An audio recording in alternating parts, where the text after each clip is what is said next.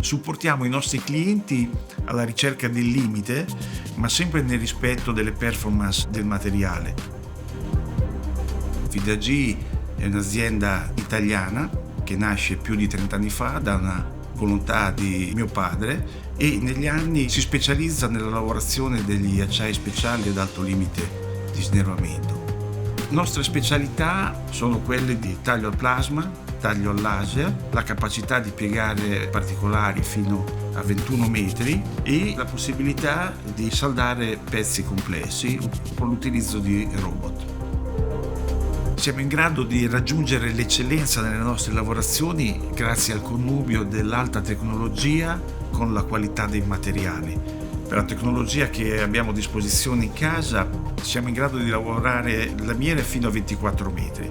Ovviamente, soprattutto in termini di piegatura, è una grossa sfida perché dobbiamo mantenere una costanza d'angolo, tolleranze ristrette per così tanti metri di lunghezza. Scegliamo Strengths perché è garanzia di qualità e soprattutto costanza di rendimento. Questo significa che ci semplifica la vita in tutte le fasi delle lavorazioni in azienda. Non c'è un unico valore che caratterizza il materiale Strengths.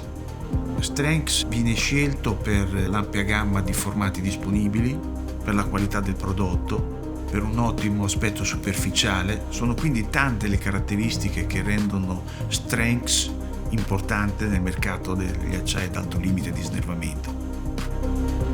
La cooperazione con SSAB rende più semplice trovare soluzioni innovative per i nostri clienti.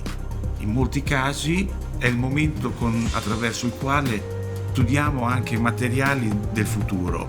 Proprio in questi giorni stiamo testando il materiale Strengths Zero per una maggior sostenibilità.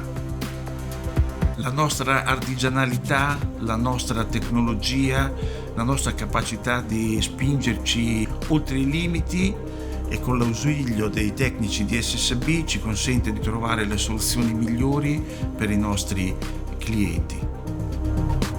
FIDAG rappresenta la mia storia, la mia passione, la mia famiglia.